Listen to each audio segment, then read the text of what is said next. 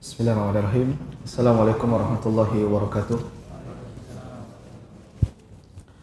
Alhamdulillah nahmaduhu wa nasta'inuhu wa nastaghfiruhu wa nastahdihi wa na'udzu billahi min shururi anfusina wa min sayyiati a'malina.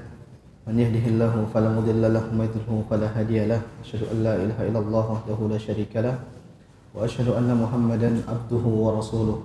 Qala Allah azza wa jalla ya ayyuhalladzina amanu taqullaha haqqa tuqatih wa la tamutunna illa wa antum muslimun, amma ba'd. Alhamdulillah, segala puji bagi Allah Subhanahu wa taala yang senantiasa memberikan kita nikmat hidayah, nikmat iman, nikmat Islam, nikmat kesehatan, sehingga pada malam hari ini kita bisa melaksanakan kewajiban kita, yaitu melaksanakan salat maghrib secara berjamaah. Kemudian kita lanjutkan duduk sebentar dalam suatu majelis, kita belajar bersama. Mudah-mudahan diberkahi oleh Allah Subhanahu wa taala, menjadi tambahan pemberat timbangan kita di hari kiamat kelak. Amin rabbal alamin.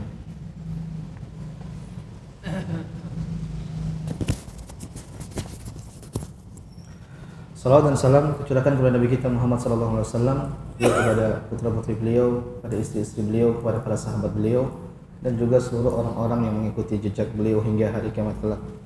Ikhwani fid din, Bapak Ibu yang semoga dirahmati Allah Subhanahu wa taala. Seperti biasa pada malam Rabu malam Kamis atau Rabu malam kita akan mengkaji kitab Adabul Mufrad, dan melanjutkan pada pembahasan sebelumnya. Kita masih berada di pembahasan berkaitan dengan berbakti kepada kedua orang tua. Sebelum saya memulai kajian, saya ingin menyampaikan bahwasanya buku yang saya jadikan rujukan itu buku yang disyarah oleh Syekh Muhammad Luqman As-Salafi yang beliau beri judul Rasul Barat. Jadi ternyata ada terjemahannya bukunya seperti ini. Kalau Bapak Ibu mau bisa lebih biar lebih kajiannya lebih serius, jadi bisa nyatat, bisa dicoret-coret, mungkin bisa dicari buku seperti ini. Karena kalau kita punya bukunya, kita baca biasanya lebih lengket, jadi lebih serius. Hadis yang selanjutnya, hadis yang keempat, dibawakan oleh Imam Bukhari rahimahullah taala. Itu hadis dari Ibnu Abbas radhiyallahu taala anhu. Disebutkan bahwasanya annahu atahu rajulun. Suatu ketika ada seorang datang kepada Ibnu Abbas radhiyallahu taala anhuma. Faqala, maka dia berkata, inni khatibtu imra'atan. Wahai Ibnu Abbas, saya pernah mengkhitbah seorang wanita. Fa'abat an tankihani. Ternyata wanita tersebut tidak menerima khitbah saya. Kasihan. Wa khatabaha ghairi fa ahabbat an tankihahu. Setelah saya ditolak, tiba-tiba ada orang laki-laki lain datang mengkhitbah wanita tersebut. Fa ahabbat an tankihahu. Ternyata wanita tersebut mau menikah sama lelaki tadi yang mengkhitbah orang kedua. Faghirtu 'alaiha faqataltuha. Maka saya pun cemburu dengan orang tersebut. Saya ditolak, dia diterima. Apa yang saya lakukan, kata dia? Faqataltuha. Maka saya pun bunuh dia. Saya bunuh dia. Fahal li min taubah. Maka ditanya sama Ibnu Abbas, "Wahai Ibnu Abbas, apakah ada tobat bagi saya, kesempatan tobat bagi saya?" Apa kata Ibnu Abbas? Ummuka hayyah. Apakah ibumu masih hidup? Kata dia, "La. Ibu saya sudah tidak ada, sudah meninggal." Maka Ibnu Abbas mengatakan, "Tub ilallahi azza wa jalla." Kau bertobat kepada Allah Subhanahu wa taala, wa taqarrab ilaihi mastata'ta fadhhab fataqarrab ilaihi mastata'ta. Kau tobat kepada Allah Subhanahu wa taala, kau kemudian mendekatkan diri kepada Allah semampumu. Maka Ibnu Abbas pun cerita, ini ceritanya ada orang kepada Nabi SAW, saya ulang. Ini dari seorang Sa'id bin Atha bin Yasar. Jadi ada orang datang kepada Ibnu Abbas, kemudian dia ceritakan yang tadi. Wahai Ibnu Abbas, saya begini. Langsung Ibnu Abbas tanya, apakah ibu masih hidup?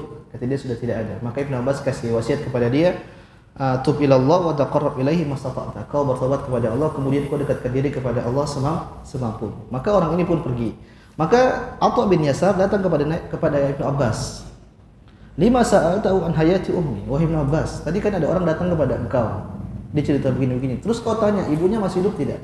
Maka saya tanya engkau, wahai Ibnu Abbas, kenapa kau tanya begitu? Kenapa kau menanyakan apakah ibunya masih hidup atau tidak? Apa kata Ibnu Abbas? Inni la a'lamu amalan aqraba ila Allah azza wa jal min birril walidah.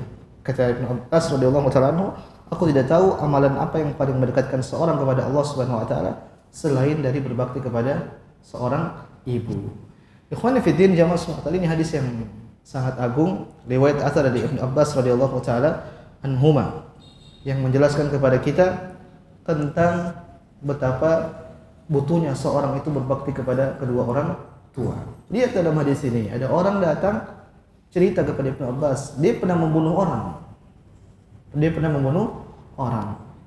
Maka dia minta solusi, wahai Ibnu Abbas, bagaimana agar saya bisa selesai dari permasalahan ini? Kenapa dia ketakutan? Maka Ibnu Abbas pun suruh dia mendekatkan diri kepada ibunya, berbakti kepada ibunya. Ternyata ibunya tidak ada. Maka kata Ibnu Abbas, kau bertobat, kemudian kau mendekatkan diri kepada Allah semampunya. Jamaah semua taala, dari sini kita bisa ambil faedah. Yang pertama yaitu bolehnya laki-laki datang melamar wanita untuk dinikahi. Jadi ini hukum asal, seorang lelaki kalau dia ingin menikah maka dia datangi wanita, kemudian dia khidbah dulu kepada lewat orang tuanya atau siapapun dia, baru wanita tersebut mau terima ataukah tidak. Kemudian faedah kedua, lihat wanita yang dikhidbah tadi ternyata dinolak. Wanita yang khidbah tadi apa dia tolak. Ini dalil kata para ulama, seorang wanita kalau dia tidak serak mungkin sama lelaki yang mengkhidbah dia, maka boleh bagi dia untuk menolak.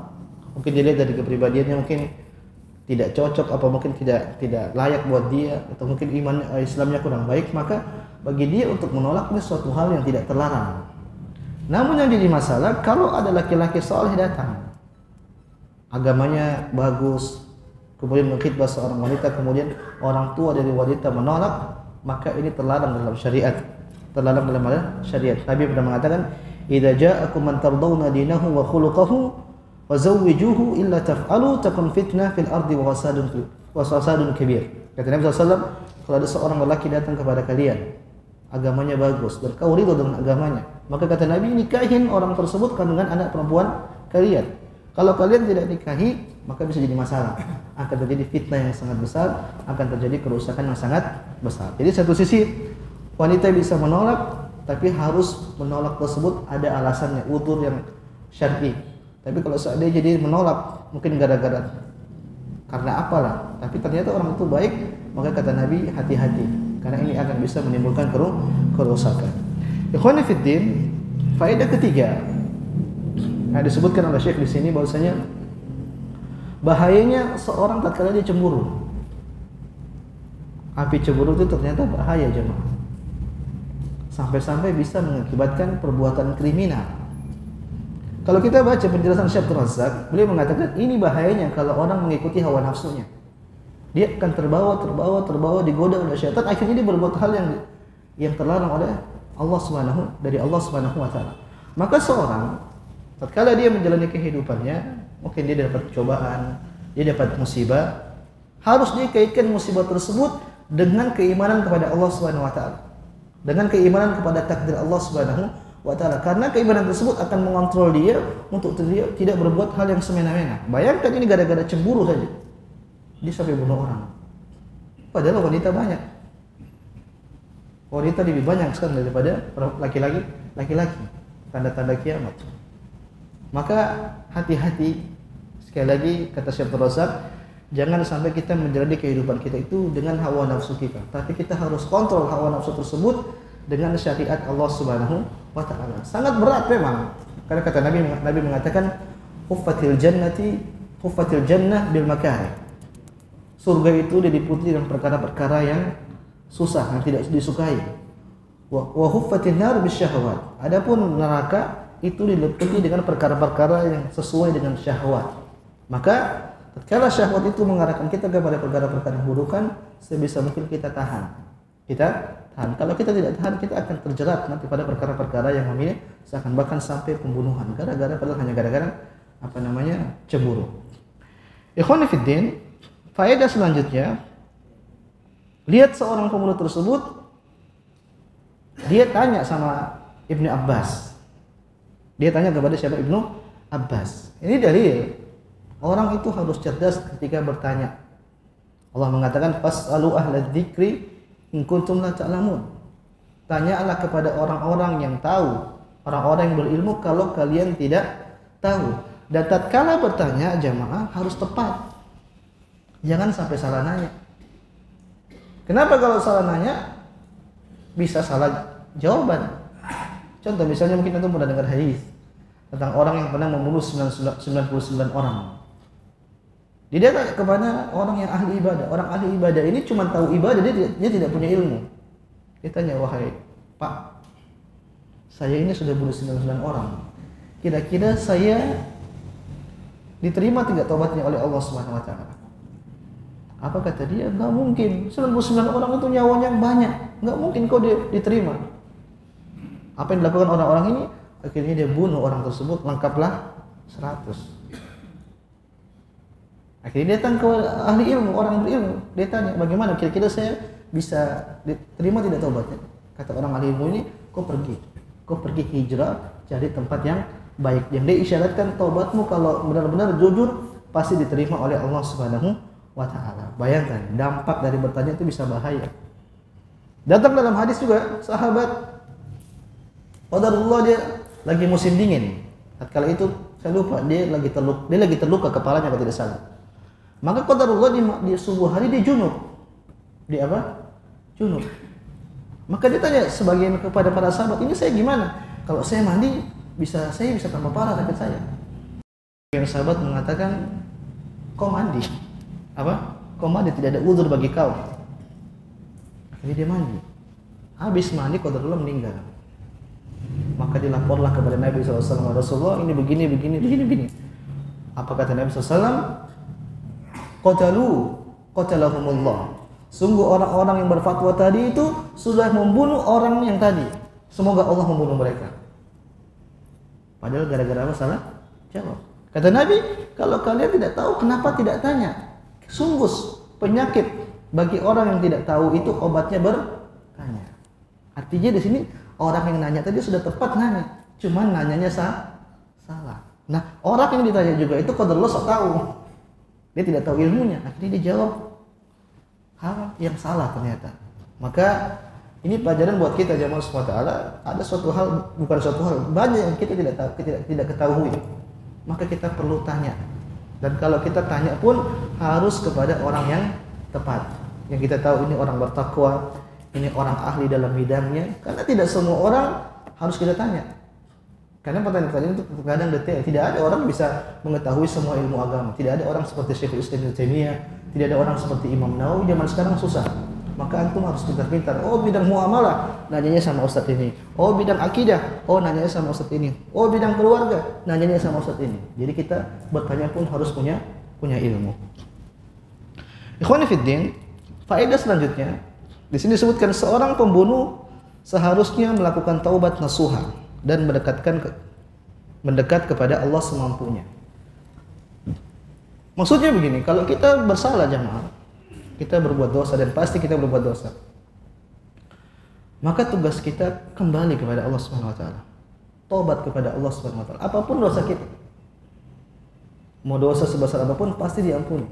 Allah mengatakan, ya ibadi law ataitani biqarabil ardi khataaya thumma laqitani la tusyrik bi syai'a la ataituka biqarabiha maghfiratan. Wahai hambaku, kalau kau datang kepadaku dengan membawa dosa sebesar langit dan bumi, dalam keadaan kau tidak buat syirik, la ataituka biqarab. Kemudian kau minta ampun kepadaku, la ataituka biqarabiha maghfiratan. Kata Allah Subhanahu wa taala, maka saya pun akan datangkan ampunan sebesar dosamu. Makanya tidak peduli mau dosa apa jemaah. Qul li ibadiyalladzina asrafu ala anfusihim la taqnatu min rahmatillah. Kata Allah Subhanahu wa taala, wahai orang-orang beriman, ya kalian yang telah berlimang dalam dosa, kata Allah Subhanahu wa taala, la taqnatu min rahmatillah. Janganlah kalian berputus asa dengan rahmat Allah Subhanahu wa taala. Innallaha yaghfiru dzunuba jami'a. Kenapa? Karena Allah itu mengampuni semua dosa. Maka dosa apapun, selama kalau orang kembali kepada Allah, pasti akan diampuni dengan syarat dia harus memenuhi apa? Syarat-syarat taubat. Kita kira para ulama menyebutkan yang pertama harus benar-benar meninggalkan dosa tersebut. Kemudian yang kedua harus menyesal. Kemudian yang ketiga berazam tidak mau balik lagi. Kemudian yang keempat, kalau berkaitan dengan hak orang dia harus kembalikan. Dia harus apa? Kembalikan. Barang siapa yang prosedural bertobat dengan 4 syarat ini, maka yakinlah tobatnya pasti diterima oleh Allah Subhanahu wa taala, apapun itu dosanya. Jangankan kita yang dosa-dosa kecil, orang kafir pun kalau bertobat diterima tidak jemaah? Terima. Banyak para sahabat dulu mereka tidak menyembah Allah Subhanahu wa taala. Tapi tatkala mereka bertobat, mereka ikuti ajaran Nabi, jadilah mereka orang-orang yang sangat mulia. Maka tidak ada kata terlambat. Selama kita masih hidup, masih ada kesempatan bagi kita untuk kembali kepada Allah Subhanahu wa taala.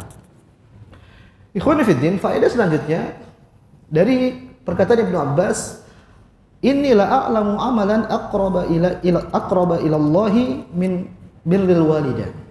Kata Ibnu Abbas, saya tidak tahu ada amalan yang lebih cepat, yang lebih bisa mendekatkan diri kepada Allah Subhanahu wa taala melebihi berbakti kepada kedua orang tua. Ini dalil jemaah. Beramal, berbakti kepada orang tua ini amalan yang sangat luar biasa. Bahkan bisa katakan amalan terbaik. Bayangkan ada orang habis bunuh. Tanya sama Ibnu Abbas, "Wahai Ibnu Abbas, saya habis bunuh orang. Bagaimana saya tobat?" Apa kata Ibnu Abbas? "Ibumu masih hidup tidak?" Harusnya Ibnu Abbas kalau ada amalan lebih besar, Ibnu Abbas tanya amalan lain. Tapi Ibnu Abbas nggak tanya lain. "Ibuku masih hidup tidak?" Kata dia, "Udah meninggal." Qadarullah. Maka kata Ibnu Abbas, "Ya udah kau bertobat, kau bertakwa semampunya." Itu kalau dia mengatakan ibu saya masih hidup, Ibnu Abbas pasti mengatakan kau berbakti sama siapa?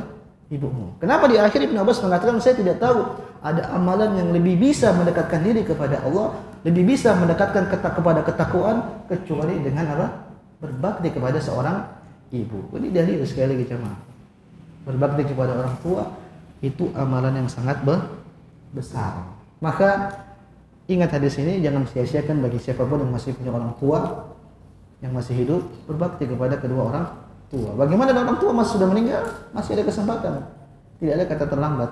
Justru pada saat ini mereka sedang butuh bakti kita. Apa itu? Doa. Kata Nabi SAW, "Waladun salih yad'ulah." Amalan yang akan selalu berjalan terus kepada seorang yang sudah meninggal itu anak soleh yang senantiasa mendoakan orang tuanya. Wallahu taala alam. Hadis yang keempat.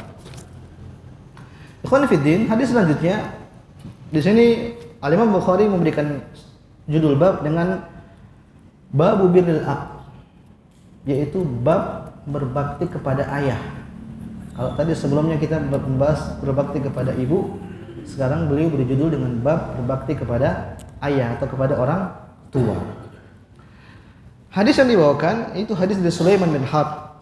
Dia mengabarkan kepada kami, ia berkata, Wuhaib bin Khalid mengabarkan kepada kami dari Ibnu Shubrumah. Ia berkata, aku mendengar Abu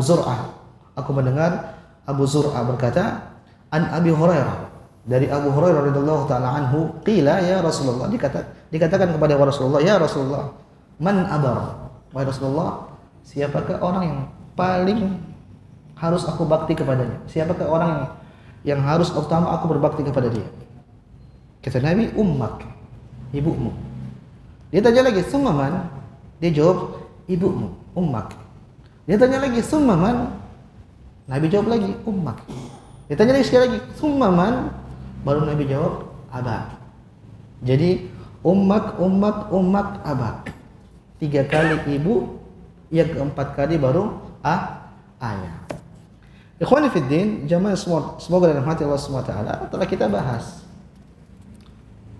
bahwasanya kalau kita mau memberikan prioritas, jumhur ulama, banyak ulama mengatakan bahwasanya hak ibu itu lebih utama daripada hak ayah. Apa dalilnya? Sebenarnya mengatakan kesusahan yang dialami seorang ibu itu lebih berat daripada seorang ayah. Ibu itu mengandung, kemudian melahirkan, kemudian menyusui. Yang ini tidak dirasakan oleh laki-laki. Tapi kita sudah singgung pada pertemuan sebelumnya bahwasanya sebagian ulama pun menyatakan sama. Kenapa? Cari nafkah itu juga berat. Cari nafkah itu juga susah. Tapi kalau kita berbicara tentang jumhur ulama, mereka berkali dengan hadis ini sehingga mereka mengatakan bahwasanya ibu lebih utama. Setelah ibu ada namanya bakti kepada ayah. Ada namanya bakti kepada ayah. Yang inilah yang dibahas oleh Al-Imam Bukhari. Artinya ini beliau ingin menjelaskan orang yang paling prioritas setelah kita berbakti setelah ibu berarti siapa? Ayah. Tapi idealnya kita jangan sampai milah-milah. Kalau kita bisa mampu memberikan keadilan kepada keduanya, itu yang terbaik. Saya sudah jelaskan pada pertemuan sebelumnya. Kalau kita sebagai ayah, kita ajarkan kepada anak kita, nak, sayang sama ibumu. Begitu juga seorang ibu, dia harus ngomong sama anaknya, nak, sayang sama bapakmu. Jangan sampai ibunya mengatakan, ibu 3 kali, bapak sekali aja. Enggak, sebaiknya kita ngajarin mereka berbuat adil.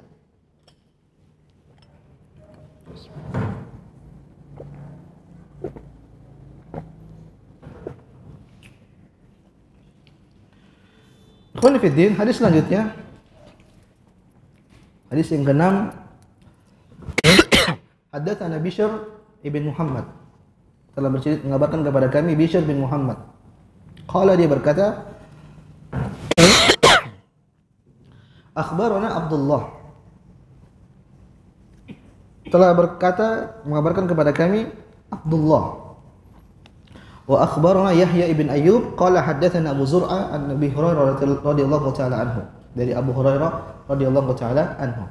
Dia cerita, ata rajulun Nabi Allah sallallahu alaihi wasallam, ada seorang laki-laki datang kepada Nabi sallallahu alaihi wasallam. Maka dia berkata, ma ta'muruni wa Rasulullah, apa yang kau perintahkan kepadaku? Kata Nabi, birra ummak, kau bakti kepada ibumu. Summa ada faqala, kemudian dia tanya lagi, siapa selanjutnya? Kata Nabi, birra ummak, kau bakti sama ibumu. 2. Orang ini nanya lagi, kemudian siapa Rasulullah? Nabi jawab lagi, birra ummak, kau bakti sama ibumu. Dia tanya lagi, siapa lagi Rasulullah? Maka Nabi jawab, birra ummak. Yang keempat ternyata masih ibu. Dia tanya lagi, kemudian siapa Rasulullah? Baru yang kelima Nabi menjawab, birra abak, kau berbakti kepada siapa?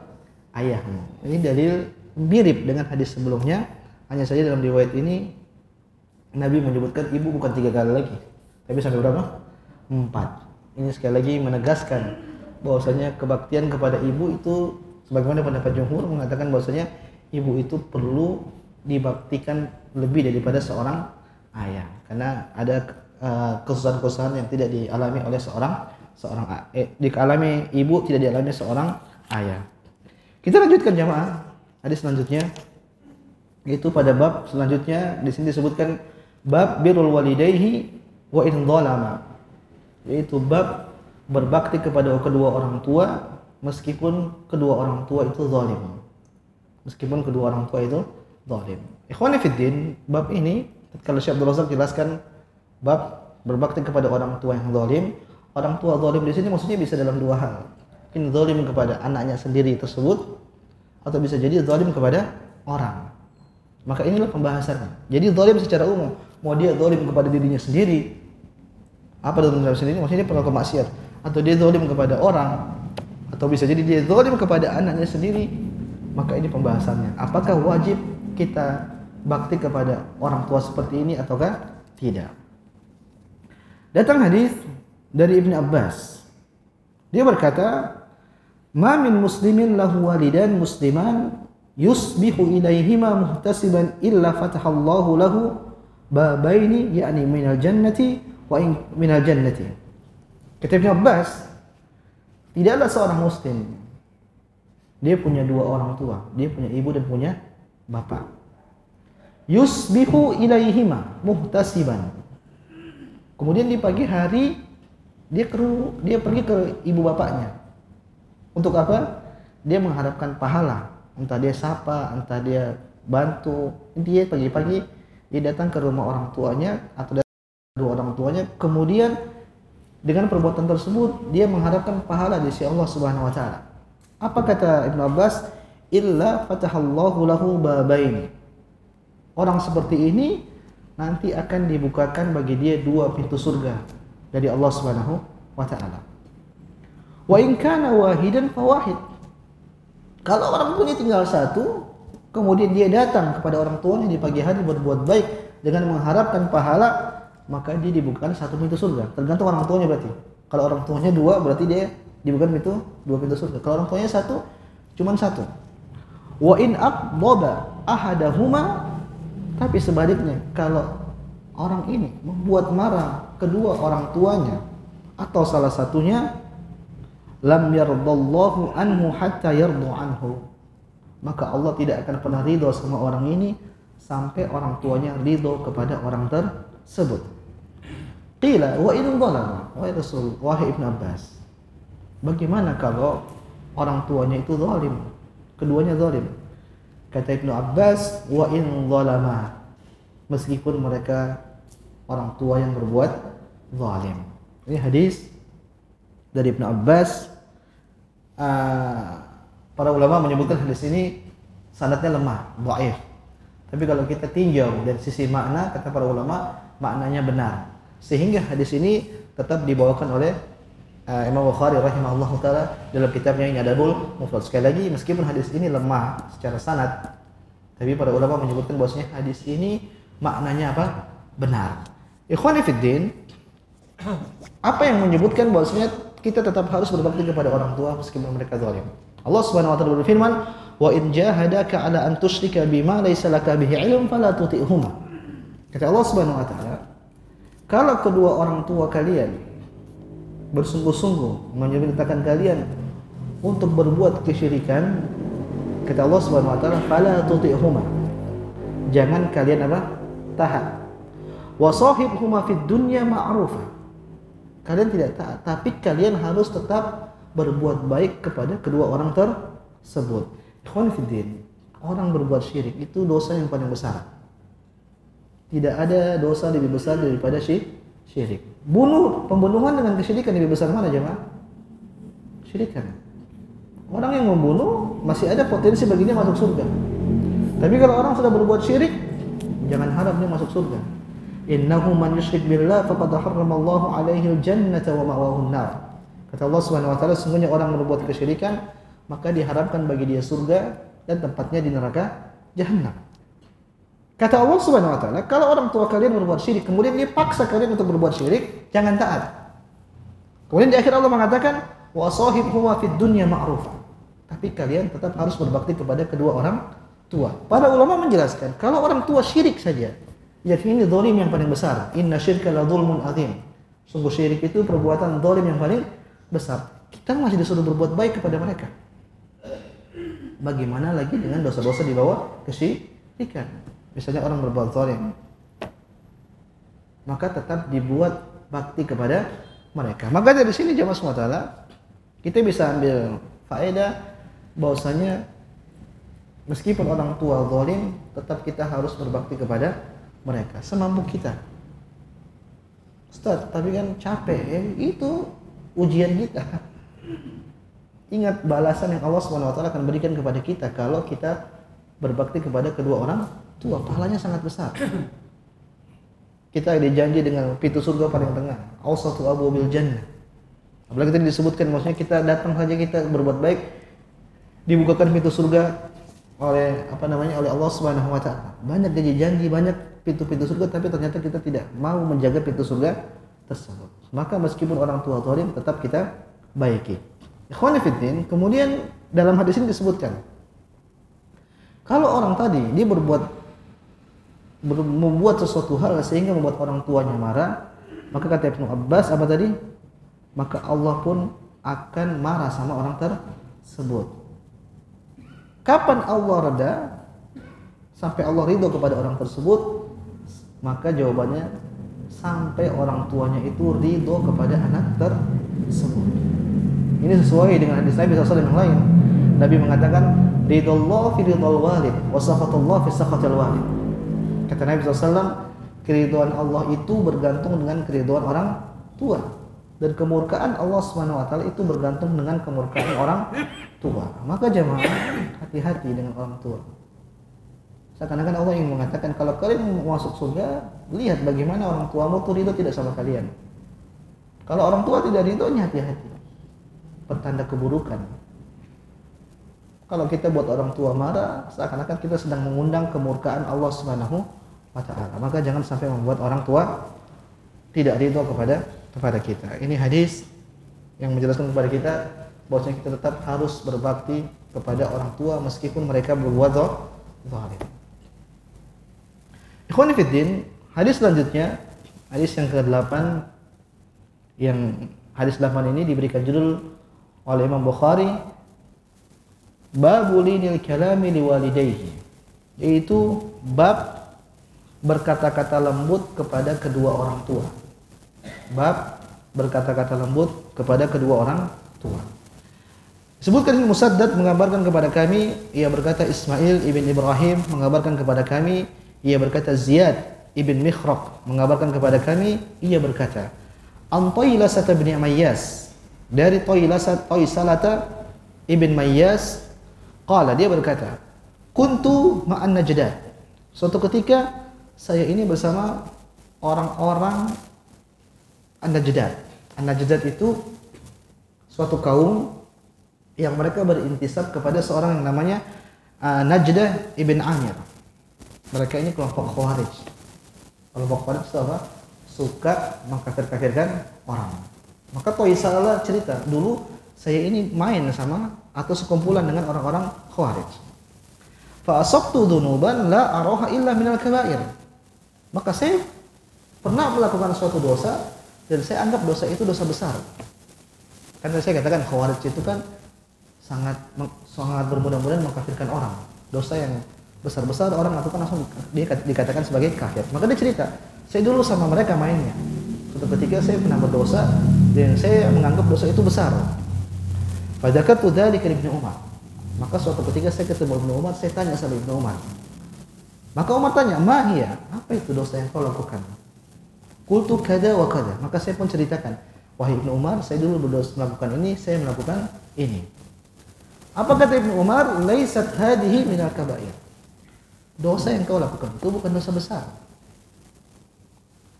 Hunna tis'un. Al-kabair, dosa besar itu ada 9.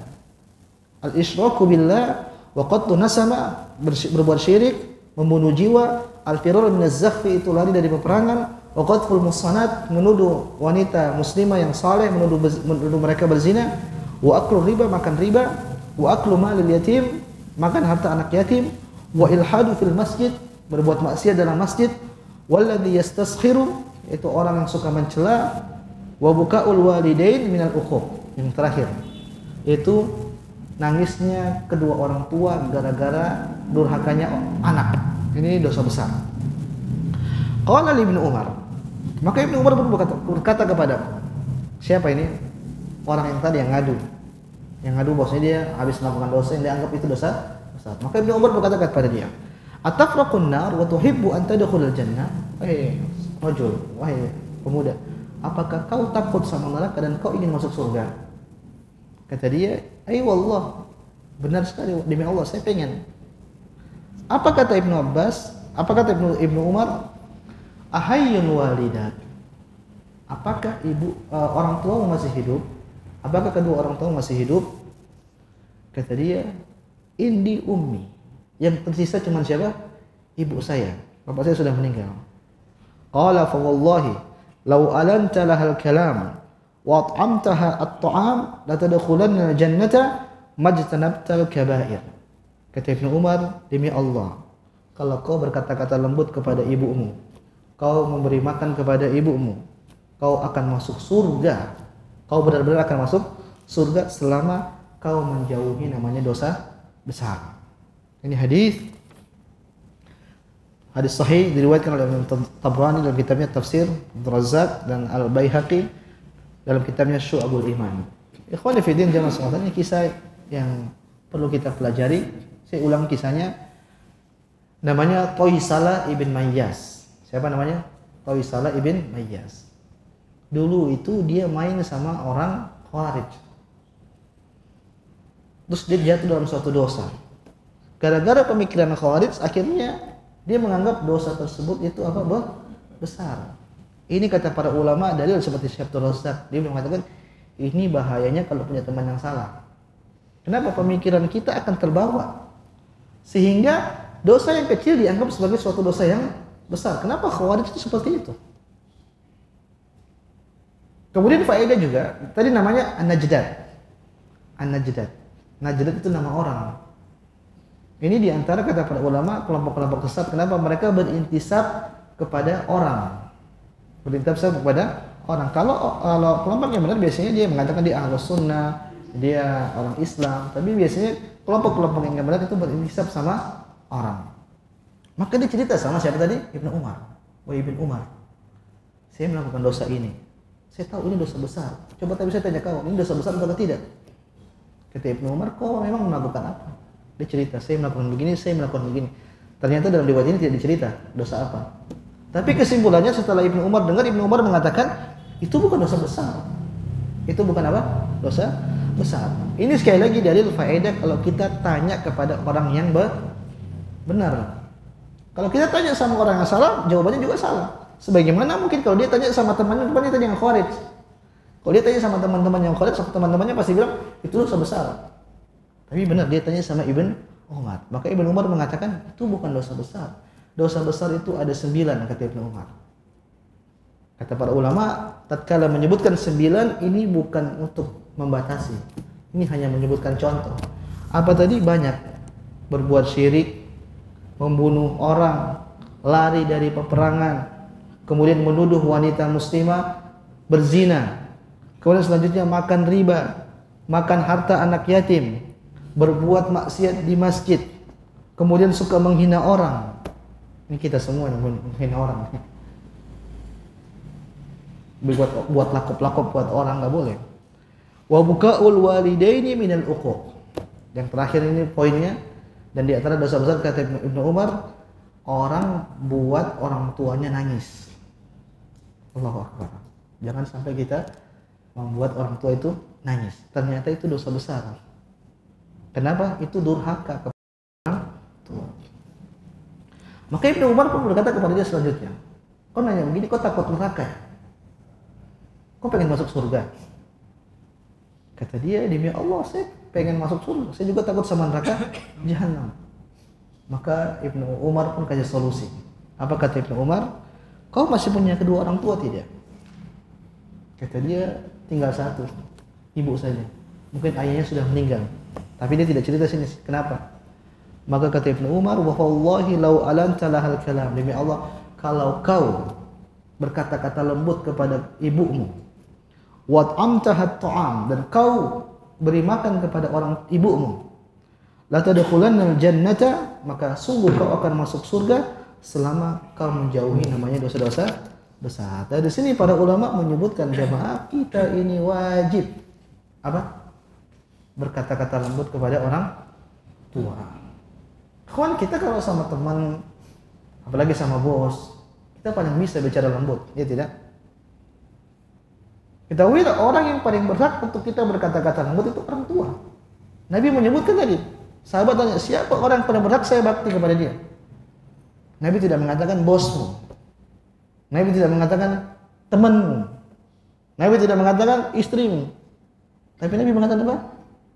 Ibumu. Berarti orang yang paling berhak mendapatkan kesopanan kita, mendapatkan kelembutan kita, itu orang tua kita, itu ibu kita. Bahkan jamaah, seorang ulama sampai ingin menggambarkan betapa harusnya kita itu berbuat baik kepada orang tua. Bagaimana cara kita berbicara sama orang tua? Anggaplah kita ini budak. Ada seorang ulama yang menggambarkan bagaimana kita harus berkata-kata lembut kepada orang tua. Beliau analogikan, anggaplah kita ini seorang budak. Seorang budak, atau janganlah, budak mungkin terlalu berat, nggak ada di zaman kita. Anggaplah kita seorang karyawan, pembantu. Terus kita punya bos temperamental, dikit-dikit marah. Maka kira-kira kita ngomong sama dia segimana? Pasti harus lembut sekali kan, supaya dia tidak marah. Nah, kira-kira seperti itulah kata-kata kita tatkala kita bicara sama orang tua kita. Bahkan harusnya lebih lembut lagi daripada seorang pembantu yang berbicara kepada bosnya yang temperamental. Kira-kira seperti itu analogi yang disebutkan oleh para ulama. Allahu taala alam. Selanjutnya jemaah, saya akan baca cepat biar kita dapat semalam itu bisa dapat hadis yang banyak. Hadis selanjutnya, hadis yang ke-10 dari Abu Hurairah radhiyallahu taala anhu, dari Nabi sallallahu alaihi wasallam, dia berkata, la yajzi waladun walidahu. Seorang anak tidak akan bisa membalas jasa orang tuanya. Illa an yajidahu mamlukan fayashtariyahu fayu'tiqahu. Kecuali seorang anak yang mendapatkan orang tuanya dalam keadaan kondisi budak, kemudian dia beli, kemudian dia bebaskan. Hadis juga diriwayatkan Imam Muslim. Ikhwan fillah, hadis ini hadis yang menakjubkan. Hadis yang menjelaskan kepada kita sampai kapanpun kita berbuat baik kepada orang tua, kita tidak akan pernah bisa membalas jasa kedua orang tua. Apapun jamaah. Kita mau keluarin duit sebanyak apapun, ngeluarin tenaga capek secapek apapun, itu tidak akan pernah bisa sekali lagi membalas jasa kedua orang tua. Hanya satu kondisi kata Nabi. Itu seorang anak yang dapat ibunya dalam keadaan budak. Ini kondisi yang sulit. Toh kalau dapat ibunya jadi budak, dia harus merdekakan. Nah, bagaimana merdekakan? Merdekakan juga sulit. Dan tatkala memerdekakan, belum tentu yang punya juga itu mau menjual. Kalau seperti itu, ada anak dapat orang tuanya jadi budak, kemudian dia beli, kemudian dia bebaskan, inilah yang bisa, perbuatan inilah yang dianggap sebagai balas jasa yang pas. Artinya di sini Nabi SAW ingin menyampaikan kepada kita gitu. Ini kondisi yang tidak mungkin, kondisi yang sulit kita dapati. Apalagi zaman sekarang, bagaimana tidak ada perbudakan lagi? Budak cuma ada di mana? Di Malaysia. Anak kecil itu dibilang budak. Gak ada zaman sekarang budak. Terus gimana kita mau dapatin anak orang tua kita jadi budak? Artinya ini, kalau kita berbicara dengan zaman sekarang, ini suatu hal perkara yang mustahil. Ikhwan, kenapa nggak bisa kita balas jasa kepada orang tua? Kata Ibnu Umar radhiyallahu taala anhuma, beda mindset kita, beda perasaan kita dengan beda perasaan orang tua. Kayaknya saya menjelaskan di sini. Perasaan kita tatkala kita berbakti kepada orang tua, kata Ibnu Umar, dalam tanda petik kita itu lagi nunggu orang tua mati, lagi nunggu orang tua meninggal. Sebaliknya orang tua kepada anak, tatkala berbuat baik kepada anaknya, itu dalam perspektif pemikiran dia ingin anaknya hidup lamanya. Iya tidak jamaah? Saya bilang dalam tanda kutip, meskipun kita tidak ungkapkan. Tapi kalau kita ngasuh orang tua kita yang lagi sakit, mungkin tidak bisa apa-apa, terkadang ada orang dalam hatinya, kapan begini terus? Iya tidak? Jadi seakan-akan ini perbuatan sambil nunggu meninggal. Kalau orang tua tidak. Orang tua kalau ngurusin kita dulu masih kecil, mau kita sakit seperti apa, kalau bisa tukar nyawa, orang tua tuh begitu.